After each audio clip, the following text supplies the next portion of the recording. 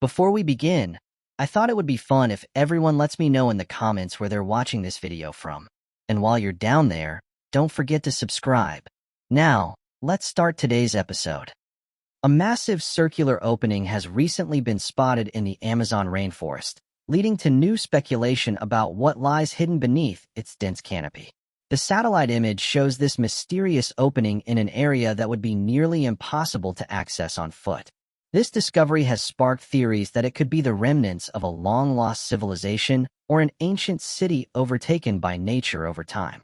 The Amazon has always captivated imaginations, not only because of its incredible biodiversity, but also due to the numerous legends and tales that have emerged from the region. Indigenous tribes have long spoken of hidden cities and forgotten civilizations deep within the jungle. In recent years, archaeological discoveries, including massive earthworks, mounds, and sophisticated road systems, have begun to back up these stories. These findings challenge the long-standing belief that the Amazon has always been an untouched wilderness. The satellite image of the circular opening raises numerous questions. One of the most intriguing aspects of the photograph is the presence of what seems to be an old, overgrown path leading directly into the entrance. The user who first found the image noted that when zooming out slightly, they could make out what appeared to be a faint trail, possibly hinting at human activity in the area at some point in history. This observation has led to theories that the opening could be an entrance to an underground settlement or a forgotten ceremonial site. While the idea of underground civilizations might sound like something from a science fiction movie, history has shown that ancient peoples have built elaborate subterranean structures for various purposes. Across the world, archaeologists have uncovered examples of underground dwellings. And if similar structures were built in the Amazon, they could have been concealed by centuries of jungle growth, making them nearly impossible to detect without modern satellite technology. The challenges of exploring the Amazon make it difficult to investigate these findings in person. The region's dense vegetation, extreme weather conditions, and the presence of dangerous wildlife pose significant obstacles to archaeological research. Even with advanced technology such as light detection and ranging, which has been used to uncover lost cities beneath thick jungle canopies in Central America, it would still require a major expedition to confirm whether the circular opening is indeed an archaeological site. Despite the challenges, researchers have uncovered surprising evidence that the Amazon was once home to advanced civilizations. Large geoglyphs, intricate agricultural systems, and remnants of ancient infrastructure point to the fact that human populations thrived in this region. If the circular opening turns out to be an archaeological site, it could further support the idea that the Amazon was not always an untouched wilderness, but rather a landscape shaped and inhabited by sophisticated societies. Some have speculated that the circular formation may be a natural geological feature instead of a man-made structure, as the Amazon is known for its unusual land formations that can appear artificial from above. Nevertheless, the perfect circular shape of the opening, along with a visible path leading into it, keeps the possibility alive that human activity played a role in its creation. This discovery serves as yet another reminder of how much remains hidden about our planet's past. While modern technology has revealed lost cities and ancient civilizations in other parts of the world, the Amazon remains one of the most unexplored regions. If further investigation confirms that the opening holds historical significance, it could change our understanding of the people who once inhabited the heart of the rainforest. Until researchers are able to physically explore the site, the mystery of the circular opening will continue to ignite speculation. If you're fascinated by unsolved mysteries and enjoying the video so far, make sure to hit that subscribe button and give this video a thumbs up to stay updated on all our latest content. Moving on to the next mystery. A massive object was recently spotted above the eastern Pacific, captured by the National Oceanic and Atmospheric Tropical Pacific Weather Channel. The man who discovered it looped the footage, revealing a large triangular object. Remarkably, he claimed the object was about half the size of Mexico. The triangular object was seen hovering over the ocean and detected by satellite. The man, who regularly monitors the live camera feed, stated he had never seen anything of this scale before. He emphasized that the object remained in the same spot for over 7 hours, dismissing the idea that it was merely a cloud formation or a technical glitch. Such black triangular objects have been reported for decades, with some researchers pointing out that these sightings can be traced back hundreds of years. These mysterious triangular crafts have been observed around the globe, sparking intense speculation and debate among both researchers and enthusiasts. Black triangle sightings began to gain prominence in the late 1980s and early 1990s.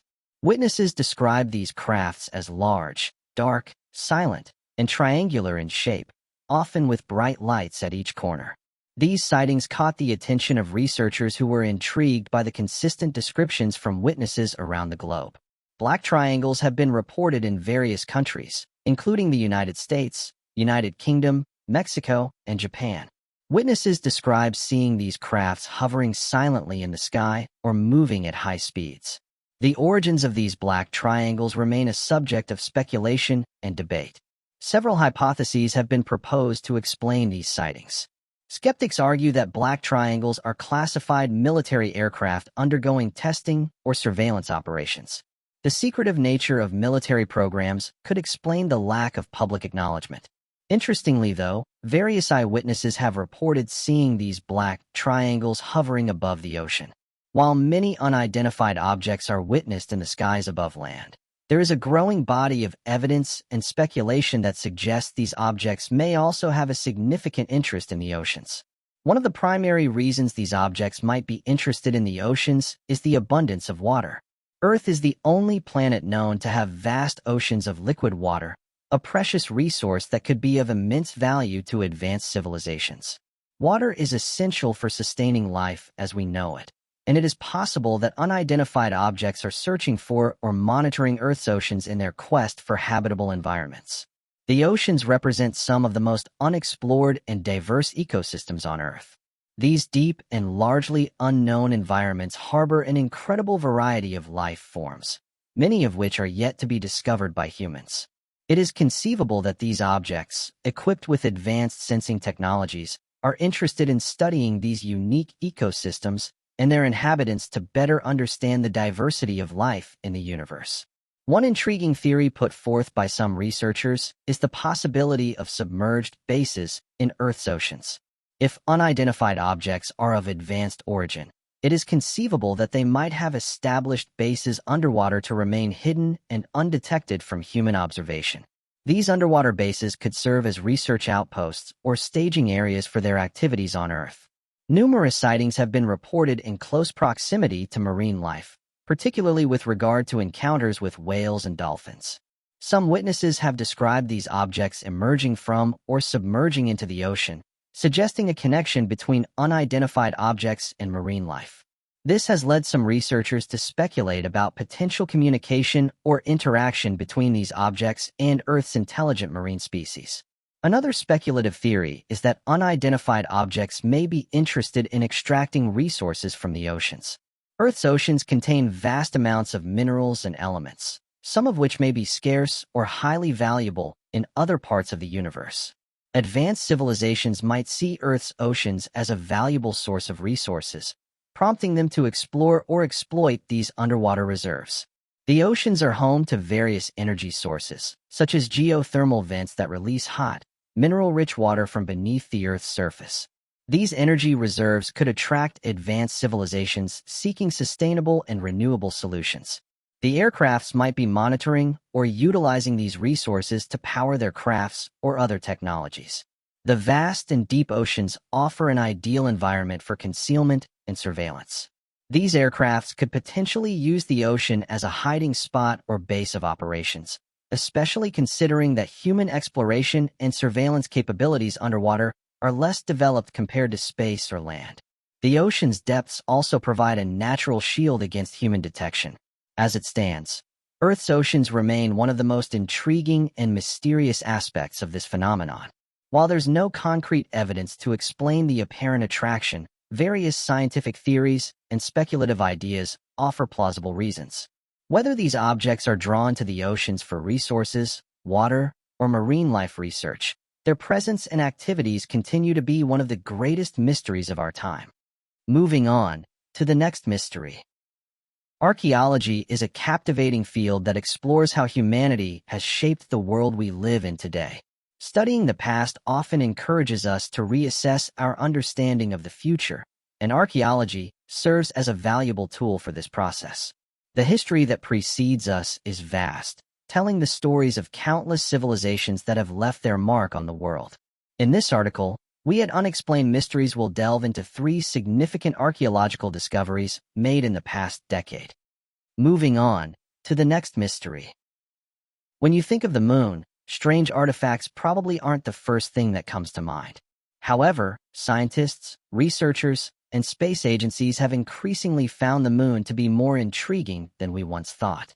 Not only is it Earth's sole natural satellite, but recent studies, including those utilizing artificial intelligence, suggest that artifacts could have been left on the moon by past civilizations.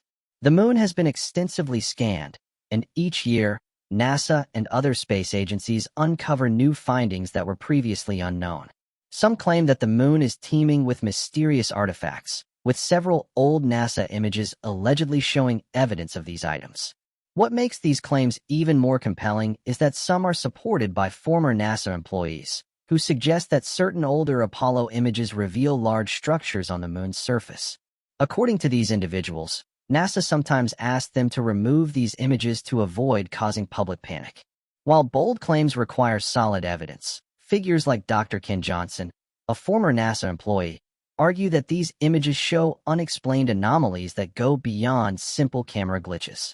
Dr. Ken Johnson Sr. was a consultant and was employed by NASA working in the Lunar Receiving Laboratory in 1971. He details that one important part of his job was to package and ship lunar samples to science labs. While working at NASA, though, he details that he witnessed NASA photo technicians painting over mysterious anomalies, adding that some of these were mysterious flying objects that had been captured during the Apollo missions. He said that he witnessed these anomalies firsthand, and that it wasn't just unidentified objects that were being edited, but other strange anomalies that had been captured on the moon were also erased. Several former NASA employees have supported these claims, suggesting that the space agency actively edits its images to prevent mysterious flying crafts or anomalies from being visible. Some also argue that the dark side of the moon may be hiding numerous intriguing secrets. One photograph that has caught the attention of those studying lunar images allegedly shows 2 large pyramid-like structures. Amateur researchers believe that these structures are larger than the Great Pyramid of Giza, sparking significant online discussion. Many viewers of the image agree that it appears to show 2 pyramids side by side, and suggest that there might be other unexplained anomalies in the photo.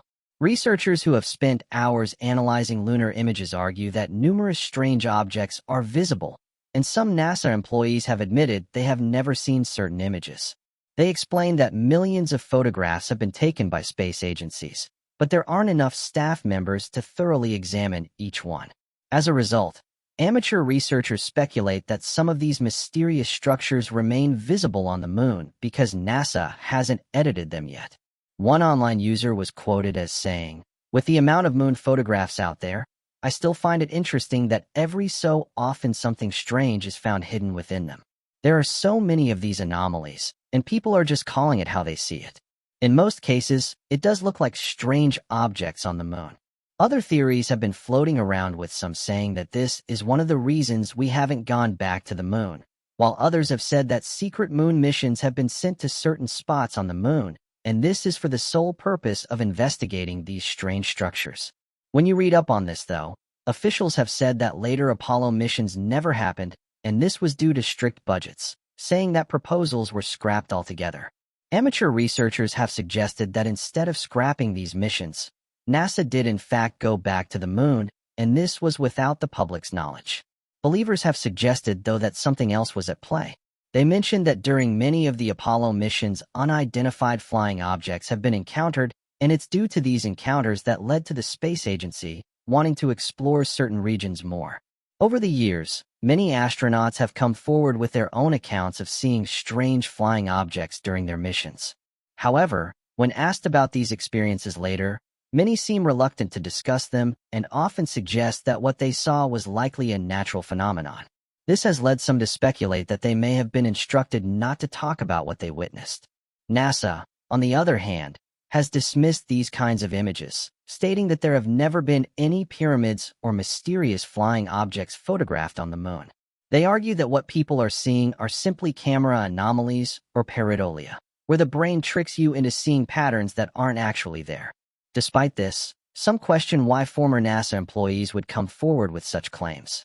Dr. Brian O'Leary, a former NASA astronaut, stated, "There is abundant evidence that we're being contacted.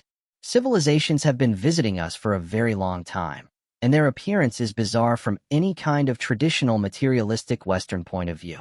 These visitors use technologies of consciousness. They use toroids.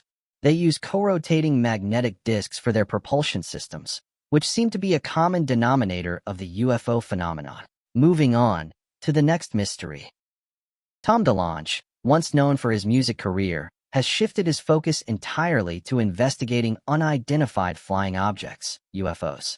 His fascination with the possibility of advanced life and unexplained phenomena began in childhood, but it wasn't until 2015, after stepping away from music, that he fully dedicated himself to this interest.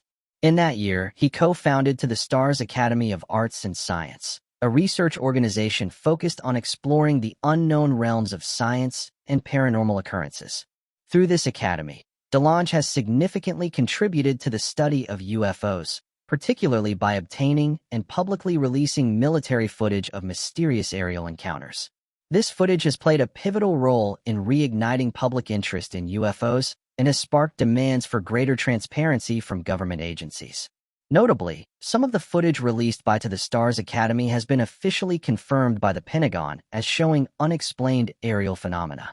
Recently, Tom DeLonge went public with a statement suggesting that the advanced beings reportedly witnessed by people are real. He proposed that they might not be from distant planets, but could actually be time travelers from the future. This isn't the first time such a theory has been suggested. One particularly intriguing idea is that these unidentified objects could be time machines, vessels from our future traversing the currents of time. The concept of time travel has long been a staple of science fiction, but it also has roots in established physics. The general theory of relativity, formulated by Albert Einstein, allows for the possibility of warped space-time structures known as wormholes, which could theoretically enable faster-than-light travel or even journeys through time. Some proponents of the time-traveling UFO theory posit that these unknown crafts could be utilizing such advanced technology. If unidentified objects are indeed time machines, it could offer an alternative explanation for their seemingly advanced capabilities. Their ability to accelerate instantly, move at incredible speeds, or change direction abruptly, which defy our current understanding of physics and aerodynamics, could be attributes of time manipulation or of technology far advanced beyond our own, perhaps even from our own future. Under this theory, these sightings become not instances of advanced encounters, but glimpses of humanity's future or humans from the future traveling to this timeline.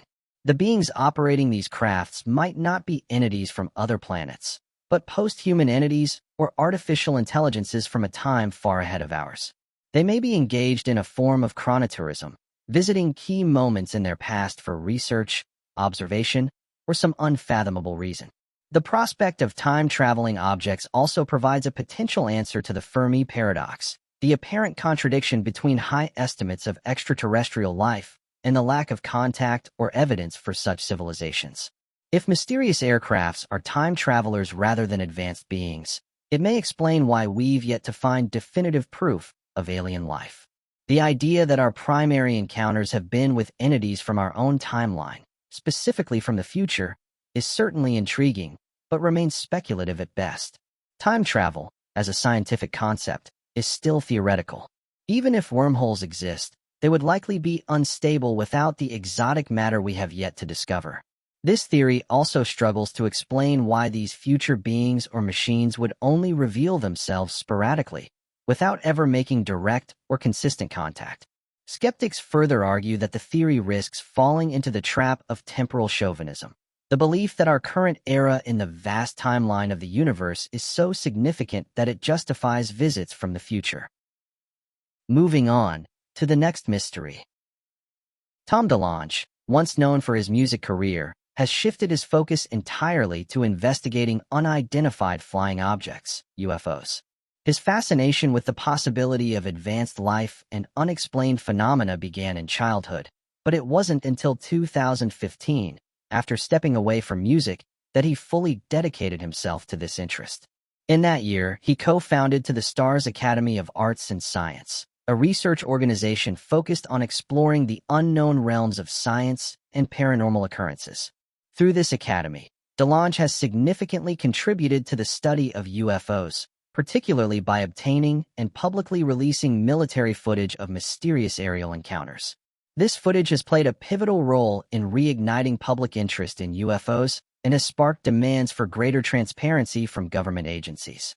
Notably, some of the footage released by the Stars Academy has been officially confirmed by the Pentagon as showing unexplained aerial phenomena. Recently, Tom DeLonge went public with a statement suggesting that the advanced beings reportedly witnessed by people are real. He proposed that they might not be from distant planets, but could actually be time travelers from the future. This isn't the first time such a theory has been suggested. One particularly intriguing idea is that these unidentified objects could be time machines, vessels from our future traversing the currents of time. The concept of time travel has long been a staple of science fiction, but it also has roots in established physics. The general theory of relativity, formulated by Albert Einstein, allows for the possibility of warped space-time structures known as wormholes, which could theoretically enable faster-than-light travel or even journeys through time. Some proponents of the time-traveling UFO theory posit that these unknown crafts could be utilizing such advanced technology. If unidentified objects are indeed time machines, it could offer an alternative explanation for their seemingly advanced capabilities. Their ability to accelerate instantly, move at incredible speeds, or change direction abruptly, which defy our current understanding of physics and aerodynamics, could be attributes of time manipulation or of technology far advanced beyond our own, perhaps even from our own future. Under this theory, these sightings become not instances of advanced encounters, but glimpses of humanity's future or humans from the future traveling to this timeline. The beings operating these crafts might not be entities from other planets, but post-human entities or artificial intelligences from a time far ahead of ours. They may be engaged in a form of chronotourism, visiting key moments in their past for research, observation, or some unfathomable reason. The prospect of time-traveling objects also provides a potential answer to the Fermi paradox, the apparent contradiction between high estimates of extraterrestrial life and the lack of contact or evidence for such civilizations. If mysterious aircrafts are time travelers rather than advanced beings, it may explain why we've yet to find definitive proof of alien life. The idea that our primary encounters have been with entities from our own timeline, specifically from the future, is certainly intriguing, but remains speculative at best. Time travel, as a scientific concept, is still theoretical. Even if wormholes exist, they would likely be unstable without the exotic matter we have yet to discover. This theory also struggles to explain why these future beings or machines would only reveal themselves sporadically, without ever making direct or consistent contact. Skeptics further argue that the theory risks falling into the trap of temporal chauvinism, the belief that our current era in the vast timeline of the universe is so significant that it justifies visits from the future. On January 1, 1829, a local reporter interviewed the men and published their account, which quickly spread through the community. By February of the same year, the story was reprinted in neighboring towns, including a warning in a Connecticut newspaper urging travelers to avoid the Okefenokee swamp. Though reports of sightings of giant humanoid creatures, later known as skunk apes, continued in the surrounding areas, no further violent attacks occurred over the following years. Eventually, the sensationalism surrounding the incident faded, and it became a local legend. Even today, travelers passing through the region are still cautioned about the Okefenokee swamp giants. Moving on to the next mystery. On May 6, 1976, Raina Lynn Reeson was born in La Porte, Indiana. She lived with her parents, Ben and Karen Reeson, along with her two sisters, Lori, the eldest, and Wendy, the youngest. By 1993, 16-year-old Raina was known as an outstanding student with a deep passion for animals, aspiring to one day become a veterinarian. She was a sophomore at La Porte High School and impressively managed 3 part-time jobs. At the animal hospital where she worked, Raina's duties included cleaning kennels and walking dogs. On Friday, March 26, 1993, she worked a short shift from 4 to 6 p.m. and was responsible for closing up afterward. That evening, Raina was looking forward to reconnecting with her ex-boyfriend, Matt Elser, as they had planned to spend time together in hopes of possibly rekindling their relationship. Like Raina, Matt was seen as a good-natured teenager from a respectable and supportive family. He was, in short, the kind of guy that any father would be proud to introduce their daughter to. Matt picked up Raina from the animal hospital at 6 o'clock in the evening. After a while, he got out of his car and went to the front door, where he saw that the door was closed and all of the lights were off. After noticing that Raina's car was missing from the parking lot, Matt decided to drive over to her house to check on her. Matt was informed by Ben, Raina's father, that she had not come home from work. She had left the house to work her shift at the animal hospital, and they hadn't seen her since. Her family was beginning to worry, even though they had assumed she was out on a date with Matt. Raina's decision to keep her location a secret from her family was atypical. Raina's parents, Wendy, her younger sister, and Matt were all inside the house waiting for her to return. Raina's family proceeded to the police station to report her missing when, at 10:30 p.m., she was still nowhere to be seen. A missing persons report could only be filed by the police after a 24-hour waiting period. Ben showed them a picture of Raina and advised them to keep an eye out because it was so different from her. That's when her family began to search for her. They made every effort to contact her friends, but none was aware of her whereabouts. They also distributed leaflets listing missing people to the neighborhood in the hopes that someone would come forward with important information. Following their involvement, the police issued a public request for any leads regarding Raina's location. Several witnesses reported right away that they had seen a sedan parked outside Raina's workplace, the veterinary hospital, shortly before 6 o'clock in the evening. Numerous witnesses reported seeing Raina and 2 men in the vehicle. Raina seemed to be having a disagreement with the males. At first, the witnesses disregarded it, thinking it was simply a couple arguing. Investigators questioned Matt Elser. He persisted in telling the tale of how he had been waiting for Raina and found out that she had left the animal hospital. It was revealed to the police that Matt had desired a separation from the relationship. They had separated, but they had lately reconciled. They were both looking forward to their date, which was meant to be incredibly spectacular. Matt was aware that Raina's absence indicated a dangerous situation. The authorities were reassured by Raina's parents that Matt was a decent and reliable young guy. They absolved him of any guilt by pointing out that the car witnesses observed was not his. The night after Raina vanished, her automobile was found not far from the animal hospital. She appeared to be having car difficulty because the hood of the car was lifted. Her keys were still in the ignition when the officers arrived, so it was easy for them to start her automobile. The car breakdown seems to have been faked. Officers also noticed that Raina's pocketbook and credit cards were still in her handbag, which was still in her car. This was clearly not a robbery because all of her money was still in the car. Inside Raina's glove compartment was a man's ring. Matt Elser was shown the item. Matt said that the ring wasn't his. He recognized the man's ring as Jason Tibbs's. Raina's previous boyfriend was Jason. After dating for around 8 months, which began in the 7th grade, they called it quits. Jason Tibbs, a 16-year-old with a criminal record who had left school early, drew the attention of the police. When questioned, he admitted that a ring found was his and inquired where it had been discovered. Upon learning it was recovered from Raina's car, Jason explained that he and Raina had remained friends. He said he had worked on her car and must have accidentally left the ring in the glove compartment. He claimed he had taken it off to prevent it from getting dirty or damaged by oil during the repairs. People in the community spoke highly of Jason's mechanical skills, describing him as a talented mechanic. Given Raina's possible car troubles, it seemed plausible she might have reached out to him for help. Investigators asked Jason about his activities on the night Raina disappeared. He said he had been participating in a game called Fox Hunting, a car-based version of hide-and-seek, played for fun. Friends use wireless radios to communicate their whereabouts and attempt to track one another down. Although his buddies acknowledged that they had engaged in a game of fox hunting that night, nobody had truly seen Jason. The ring seemed to be a dead end. as Raina's father attested to Raina and Jason's friendship. The cops found a revelation that turned the case around on Raina. Deputy Matt's Letterman jacket was found in Lawport. It was the jacket that Raina was last seen wearing. Raina received it from Matt to wear. That meant the two of them were together.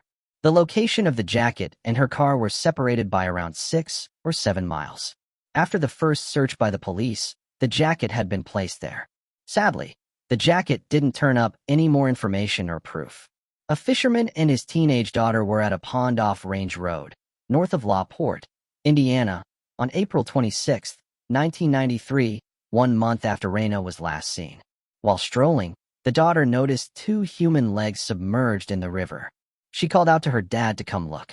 As he approached, he could see that the body in the water belonged to a woman. Her body was supported by 2 logs. The exact clothes that Raina was last seen wearing before she vanished were being worn by the unidentified woman. When police got on the location, they noticed. She was identified as Raina Ryson despite the body's advanced condition of decomposition. The case of the missing person was over. Her body had no visible wounds or indications of severe trauma. Raina had been strangled, it was determined later on at the autopsy. Following the discovery, detectives checked up with Jason Tibbs to see if he had any further information. He gave them the Ray McCarty story. Ray was wed to Lori Risen, Raina's elder sister. When Raina was 11 years old, Ray had raped and pregnant her. As a result, Ray had served time in jail. His probation expired just 2 months prior to Raina's disappearance. Ray did what you'd assume would have led Lori Risen to file for divorce, but she didn't. They remained wed. He was dangerous and obviously motivated, having committed crimes in the past specifically targeting Raina. Ray and Lori's home was visited by investigators. Raina disappeared on a day when a couple claimed they hadn't seen her. Ray stated that he had spent that evening shooting pigeons on a friend's farm. When detectives followed up, the friend confirmed Ray's alibi. However, investigators sensed something was off and decided to question Ray again. In a more private setting, Ray admitted that he had actually seen Raina the night before her disappearance. He told them that on March 26, 1993, he had been out house hunting. Around 5:40 p.m., while looking through the window of a property, he noticed the animal hospital. He claimed he briefly saw Raina in the parking lot and asked if she knew where Lori was. After their short exchange, he said he left and later that evening picked up a female hitchhiker. Ray explained that he had initially denied seeing Raina because he didn't want to mention the hitchhiker. His treatment of her sister had made her hesitant to truly trust him. At this point, Ray McCarty emerged as the primary suspect, but the case was abandoned since there was insufficient tangible evidence linking him to the crime. Regretfully, the case was unsolved for nearly 18 months. At that moment, Larry Hall's van was pulled over by Indiana State Police. Hall would traverse the Midwest to witness reenactments of the American Civil War and the American Revolution. His van looked like one from an abduction attempt. When the police searched the van, they found a number of things connected to Raina's case. He carried Raina newspaper cuttings and a medicine bottle labeled "Are Risen" in his van. Larry asserted that he killed and kidnapped Raina, and he was taken into custody. After looking into his whereabouts on the night she vanished, detectives learned that he was in Kentucky and that the prescription bottle wasn't real. Hall had made up a confession that he had kidnapped and killed about 50 additional women. He gave off the impression of being the kind of guy who would walk right into any inquiry and make himself known. Later on, Raina's case eliminated Larry Hall as a suspect. But he was not entirely innocent. He was convicted of killing Jessica Roche, a 15-year-old. For those who are interested, I will briefly discuss the case at the conclusion of the video. In Raina's instance, nothing happened until 1998. The investigators turned back to Matt Elser, Jason Tibbs, and Ray McCarty, their original suspects, as they had run out of options. Because of his strong alibi, Matt was never taken seriously as a suspect by the police. Although there was no evidence to support Jason's claim that he had gone fox hunting, it appeared that he had a strong relationship with Raina. However, Ray was a terrible man and had first lied about his alibi, so the investigators chose to concentrate their efforts on him. They obtained a warrant to examine Ray's belongings. Investigators discovered 2 firearms and a stun gun inside his home. They also found blood in the trunk of his car, however they couldn't figure out where it came from. May 1998 saw the arrest of Ray McCarty. He spent 15 months in jail as the authorities worked to strengthen their case against him. There had been a new prosecutor assigned while Ray was incarcerated. It was determined that the blood belonged to a deer because he was a hunter. They were compelled to release him once more because the prosecution believed there was insufficient evidence to connect him to the crime. After serving a year in jail, he was freed. Regretfully, the matter would remain a cold case for another 9 years. Then, in 2008, authorities received a lead that would completely unravel this case. One of the 44-year-old prisoners wrote them a letter. Ricky Hammonds is his name. He asked to speak with the detectives. Ricky was incarcerated due to the fact that he killed his roommate. Ricky stated that he considered his niece before deciding to speak up. If something had happened to her, he said he would want someone to come forward. That was all he had to say. When he was 14 years old in 1993, he was using marijuana on the roof of a barn close to his parents' home. In the barn, he heard a car drive by. Ricky noticed Jason Tibbs and Eric Feldman, the boyfriend of his sister. When they opened the automobile belonging to his sister, Ricky saw a body wrapped in a blanket. Ricky was still able to identify the victim's upper body. The person was a woman dressed in a Leatherman jacket. When Raina's face surfaced in the public a few days later, he discovered who it was. He had no idea it was Raina. Ricky claimed that he was afraid of getting in trouble for smoking marijuana back in 1993, which is why he was afraid to come forward. Eric Feldman was located by the police in South Carolina. He was clearly anxious. He refused all interviews and was initially unwilling to speak with the investigators. However, they assured him that if he provided a full account of what happened to Raina, he wouldn't be held responsible. After agreeing to those conditions, he decided to come clean. According to Eric, on March 26, 1993, he and Jason were driving by the animal hospital in his girlfriend's car. Jason was upset and wanted Raina to reconcile with Matt and move on. When Raina exited the animal hospital, Jason called out to her from the car. It was clear she didn't want to engage with him. Before she could react or call for help, he forcibly pulled her into the vehicle and ordered Eric to drive off. A few minutes later, when Eric stopped the car, Raina tried to escape. Jason chased after her and chillingly said, "If I can't have you, no one can." After that, he choked her until her breathing ceased. After loading Raina's body into the trunk, Jason and Eric headed to the barn. That's how Ricky first noticed them. Eric and Jason then made the difficult decision to bury Raina's body in the pond and use logs to weigh her down. Eric took Jason back to the clinic so he could retrieve Raina's vehicle. Jason left the automobile behind. He threw Matt's jacket out too. Jason Tibbs, 38, was detained and accused with killing Raina Reeson in August 2013. It had been 20 years since Raina's death. Late in 2013, his trial got underway. Because Ricky was a high school student at the time and took 15 years to come out with the facts, his defense contended Ricky was not a reliable witness. Eric Freeman was given immunity from prosecution so that he could testify honestly during the trial. Following a protracted trial that concluded in December 2014, Jason Tibbs was declared guilty. He served 20 of the 40 years he was condemned to. Raina's family sobbed outside the courthouse. They gave the prosecutor and each other hugs. Although the Reeson family received some justice, their daughter, who was lost in an act of passion, would never return. Tibbs continues to maintain his innocence and blame Ray McCarty for Raina's ordeal. After being rejected by the state's appellate court, Tibbs filed multiple appeals with the Indiana Supreme Court.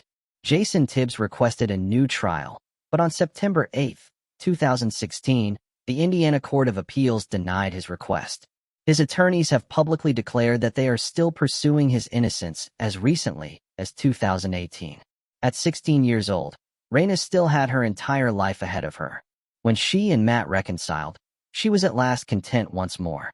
Regretfully, it appears that she was surrounded by untrustworthy individuals that disappointed her. I'll go into some of the specifics of Jessica Roche's case as promised. In 1993, Jessica, at 15 years old, resided in Georgetown, Illinois. She envisioned herself as a pilot in the future. Jessica Roche went outside to ride her new bicycle on September 20, 1993. Tragic events occurred when Jessica's sister discovered the bike abandoned on the street, but Jessica was missing. Although Jessica's sister warned their father, who then called the police, Jessica was never seen alive again. Her remains were found in Perrysville, Indiana, near the state line, 6 weeks after she went missing. It was while operating his combine that a farmer discovered her body. Jessica seemed like she had been there for a while. It was challenging for investigators to determine more about when, how, or where she died because of the condition of her remains. About a year later, when suspect Larry Hall started pursuing two girls, police located him. The girls provided investigators with Hall's license plate number and reported him to the police. When brought in for questioning, Hall reportedly winced, covered his face, and initially denied ever seeing Jessica. However, he eventually confessed. He admitted to tying her up, though he claimed he couldn't remember what he used. He then said he undressed her, assaulted her, and used his belt to strangle her against a tree. Hall also gave vague, inconsistent statements about other girls he had harmed. He told authorities, "I picked up several girls in different areas, but I can't remember which ones I hurt." Investigators determined that although he fabricated parts of his confession and falsely claimed involvement in multiple crimes, he was indeed responsible for Jessica's murder. He was sentenced to life in prison without the possibility of parole. Currently, he is incarcerated in a medium-security prison in North Carolina. In Jessica Roche's memory, her loved ones have held tribute events over the years, and in 2015, they created a scholarship in her name. Moving on to the next mystery. On February 18, 2023, the Oshkosh Police Department received a frantic call reporting a disturbance at a home in the 500 block of Jefferson Street. The caller claimed his sister had lost control and that her ex-boyfriend had been severely injured. When Officer Bennett arrived at the scene, he encountered a nightmarish sight. Megan Taylor Lund, 22, was visibly shaken, crying and trembling, amid a house covered in blood. She had recently stabbed her former partner 19 times with a pair of scissors. At first glance, Megan appeared physically fine and mentally composed. So, what could have driven her to such a violent act? What hidden truths might be buried behind the walls of that home? There's little public information about how or when Megan met her ex-boyfriend, whose identity remains undisclosed, but they once looked forward to a shared future. Their happiness seemed complete when they welcomed a daughter at the start of 2022. However, all altered on February 18, 2023, when their happiness was shattered and their lives drastically transformed. The first person to respond to the 911 call was Officer Bennett. A wave of shock overcame him as soon as he entered the house and got to the top of the stairs. The upper chamber had become a macabre scene due to the blood splattered throughout and total disarray. Everything about the house seemed out of order, suggesting the seriousness of whatever had happened within. He spotted a girl. She was blonde. She was clad only in a large blue UCLA sweatshirt as she stood there. He was drawn to her, nevertheless, by the unsettling sight of blood all over her hands, feet, arms, and front and back. She was completely absorbed in a shirtless man as she leaned over the back of a black sofa in the living room. She applied firm pressure on his shoulder and chest, as if in a last-ditch effort to assist him. They didn't take long to get the seriously hurt man immediate medical attention.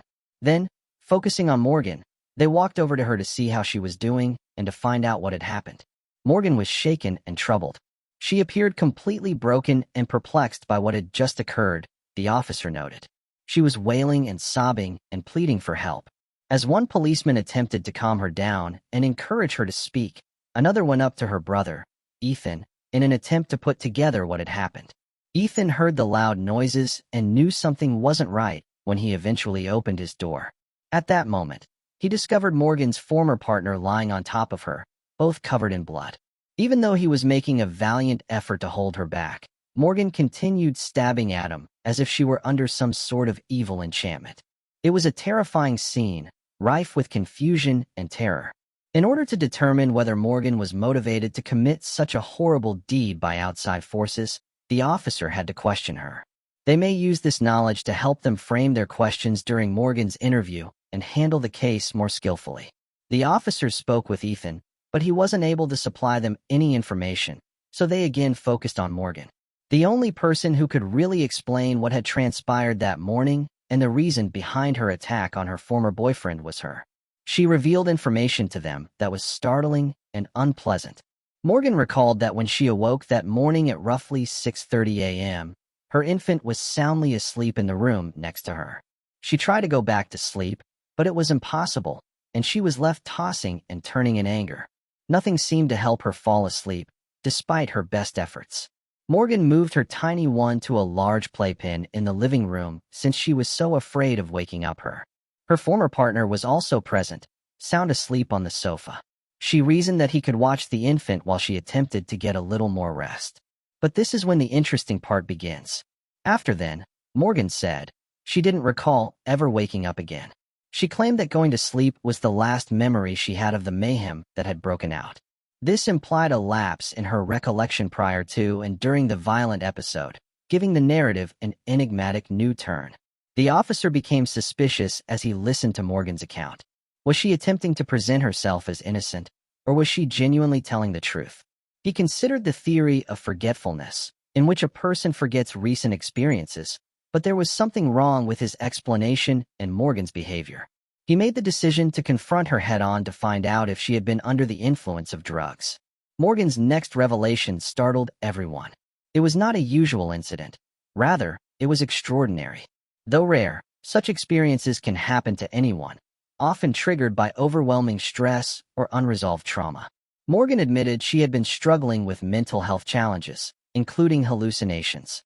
She described seeing a mysterious figure repeatedly and experiencing episodes where she felt detached from her own body, as if caught between reality and illusion. For 6 months to a year, she had been haunted by this dark, unnatural presence. While it never spoke or gave commands, she claimed to hear disturbing voices emanating from it.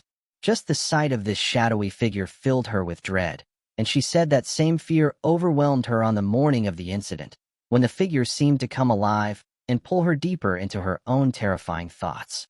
Her memory of the event was fragmented and surreal, like trying to piece together a fading dream. Although details were unclear, she thought she heard her ex-boyfriend yelling at their daughter. In her mind, she wasn't in the real world but in a distorted nightmare.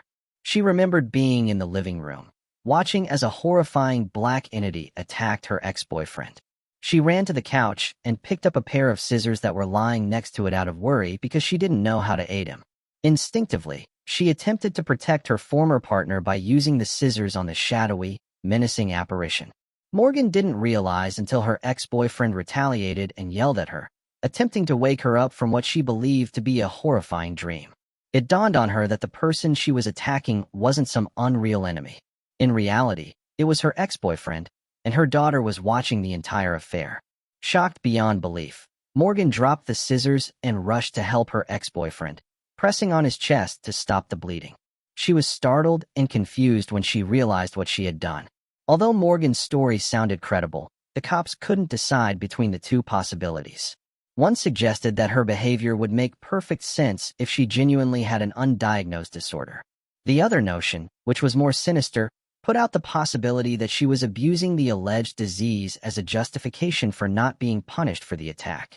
Her real goal in this case might have been to hurt or possibly murder her former partner.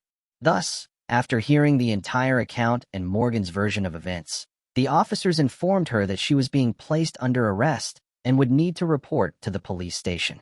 She begged them to tell her what would happen to her next as she started to cry. The attack had already rattled her. She was even more terrified by the prospect of getting arrested. Concerning her daughter, she wondered if she would ever see her again. Morgan sobbed and begged her father to assist her as the police led her to the squad car. She believed that since he was aware of the problems she had been having, he could help her understand the circumstances and offer an explanation for what had occurred. After Morgan was placed in handcuffs and transported to the police station, her brother Ethan was in an interview room, giving written accounts of the tumultuous relationship between Morgan and her former partner. Their existence was not as idyllic and pleasant as it appeared on the outside. Ethan revealed that Morgan's connection with her former lover was difficult. Her former partner even asserted that Morgan had struck him several times and caused him bodily injury. Morgan and her former lover shared a home and had a child together, but their relationship was everything but happy.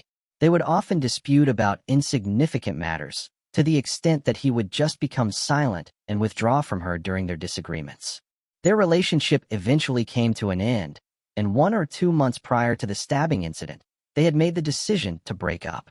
Additionally, Ethan disclosed to the police that Morgan had been struggling with depression, particularly in the year following the birth of her now 11-month-old child. The cops began to question whether Morgan's mental health issues stemmed from their breakup and whether the stabbing was a retaliatory act after learning this information. They were attempting to make sense of the relationship between the awful events that had transpired and Morgan's personal struggles. After the Ethan interview, Morgan was placed in an interrogation room. First, the officer informed her of her legal rights and read her the Miranda warnings. Morgan replied by asking the investigator if it would be better for her to have legal representation before or after questioning. Again, Morgan asked the investigator to speak with her father. Her father comforted her over the phone to not panic and to maintain her composure. She should be calm and have faith in him, he said, as he genuinely believed she was innocent. 30 minutes felt like an eternity while Morgan waited for her father to arrive. Upon his arrival, he disclosed the real reason behind Morgan's behavior. He informed the police that Morgan was suffering from postpartum depression and that, so far, nothing this severe had happened to her while she battled this illness. Some people develop postpartum depression, a particular kind of depression, following childbirth. It may be difficult for them to care for both themselves and their child, and it can cause them to feel depressed, nervous, and overwhelmed. Postpartum depression made Morgan feel even more anxious and depressed than she already was. It might have caused her feelings and ideas to become disorganized, which might have had an unforeseen impact on her behavior and contributed to the development of the dark character's visions. Following the interview, Morgan spoke with her father, and the two of them agreed that they would not speak with the investigators again unless they were accompanied by legal counsel. They desired the support of a dependable advisor to ensure that everything was done correctly and to defend their rights. Morgan's ex-boyfriend surprisingly survived despite having 19 stab wounds across his body, including his back, right shoulder, chest, face, and hands. He said that although Morgan had previously acted violently and abusively, nothing had happened between them on the night of the event. Additionally, he said that as far as he knew, she had never threatened to murder him. Morgan was accused by the police of attempting to kill her ex-boyfriend in the first degree after stabbing him 19 times while he was asleep. However, Morgan entered a not guilty plea in August 2023, citing mental illness. Later, she took the plea offer to lower her charges, explaining that her actions were driven by her mental state. She entered a no-contest plea to second-degree recklessly endangering safety and aggravated battery with the intent to cause grave bodily harm in place of the original charges. As a result, on November 3, 2023, Morgan was sentenced to 7 years and 6 months in prison. In addition to the aggravated violence charge, she will serve 5 years of extended supervision. She also faces an additional 5 years of probation for second-degree recklessly endangering public safety. She is currently serving her sentence. Morgan's case sheds light on the complex relationship between mental health issues and the legal system. Her plea of not guilty by reason of mental illness highlights the need for greater focus on mental health in our society, even though her actions led to severe consequences. As she serves her sentence, important questions arise. How can we better identify and support individuals struggling with mental health issues before they escalate into situations with catastrophic outcomes? Additionally, what changes could be made to the legal system to ensure that those with mental illnesses receive fair treatment and just outcomes in criminal cases? Moving on to the next mystery. Sandy Point, a coastal town in Victoria, Australia, sits near the entrance to the Gippsland Lakes along the country's southeastern shoreline. Known for its pristine sandy beaches, it's a popular destination for beach enthusiasts and water sports fans. The area also offers outdoor activities such as birdwatching and fishing. However, on Christmas Day in 2017, the peaceful town was shaken by a disturbing discovery near Shallow Inlet. While snorkeling, someone stumbled upon human remains on the ocean floor. The skeleton was almost entirely intact, with no trace of tissue, clothing, or personal belongings. The bones were buried beneath the sand, but preserved in near-perfect condition. With no immediate clues to the person's identity, Victoria Police handed the case over to the coroner and transported the remains to the Victorian Institute for Forensic Medicine. As forensic experts began their examination, they gradually uncovered key details about the unidentified individual. The forensic anthropologist determined that the remains belonged to a Caucasian male aged between 21 and 37 years who stood at approximately 170 centimeters tall. The forensic odontologist who delved into the dental restorations noticed that work done on the teeth hinted at the fact that the person lost their life a very long time ago, or were not from Australia. The man's upper jaw was recovered, but not the lower jaw. Radiocarbon testing was not able to illuminate the timeline. It indicated a 95% probability that the individual remains. The DNA profile information was compared to the Victorian Missing Persons DNA database, but no match was found. The DNA profile was also uploaded to the National Criminal Investigation DNA database for identification purposes with no match. Since he could not be identified, the man was named the Sandy Point John Doe. At one point, there was speculation that the remains could have been those of Martin Weiberg. Martin was a ship's carpenter aboard the SS Avoca, who in 1877 managed to steal 5,000 gold sovereigns that would be worth $1 million today. Martin was caught and arrested on October 29, 1878. He spent 6 weeks in custody and went to the Tarwin River to show police where the rest of the gold sovereigns were hidden. During the search, Weiberg punched one of the officers in the stomach and ran into nearby bushes. He managed to evade police capture for 5 more months. Weiberg met up with police again on a bush track near Eagle Point in Paynesville, Australia. He was arrested, taken to Melbourne, and sentenced to 5 years of hard labor. Once released, Weiberg traveled to Hobart and purchased a yacht. He sailed the yacht back to Waratah Bay in Gippsland, parked the yacht, and rowed a small boat to shore to collect supplies. But when he tried to row back to the yacht, the weather turned bad. His small boat was found washed ashore the next day, and Weiberg is presumed to have drowned. But his body was never found. Of course, the only way of finding out if the remains belonged to Martin Weiberg would be modern DNA technology. The Victorian Institute for Forensic Medicine was determined to discover the identity of this unknown man.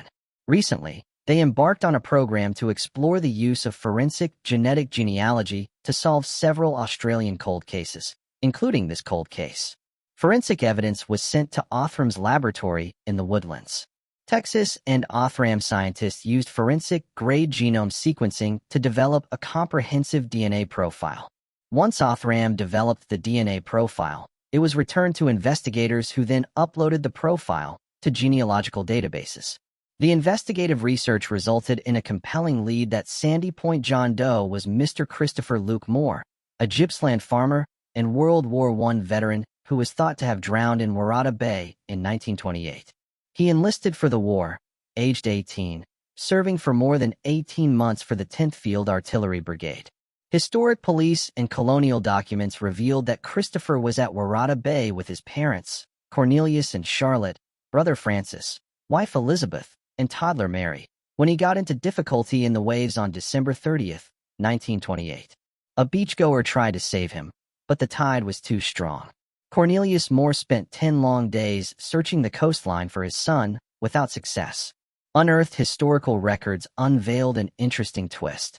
Mere weeks after Christopher's potential drowning, a local Sandy Point farmer discovered a mandible at Shallow Inlet. Christopher's father, recognizing the distinct dental work, confirmed the mandible as his son's. The colonial inquest held on January 24, 1929, had officially confirmed the identity at the time. Decades later, the Victorian Institute for Forensic Medicine shared its findings with the state coroner. A potential grandniece of Christopher Luke Moore was located in Gippsland, Australia. When contacted by police, she kindly agreed to assist and confirmed her family's long-held account of Christopher's accidental drowning and the earlier recovery and burial of his mandible. To firmly establish the familial connection, she provided a DNA sample. Through confirmatory DNA testing, the truth was revealed. The unidentified remains found at Sandy Point were indeed those of Christopher Luke Moore. The confirmation came in July 2023. The family's account, along with the scientific evidence, affirmed that Christopher's death was accidental and involved no foul play. After 95 years, the mystery was finally put to rest, thanks to the collaborative efforts of Othram and the Victorian Institute for Forensic Medicine. Thanks for watching. I hope you enjoyed exploring these intriguing unsolved mysteries with me. If you found the video fascinating, don't forget to give it a thumbs up and subscribe to Unsolved Mystique for more deep dives into unsolved mysteries. Your support helps me bring you more compelling content. Leave a comment below with your thoughts or any mysteries you'd like me to cover next. See you in the next video.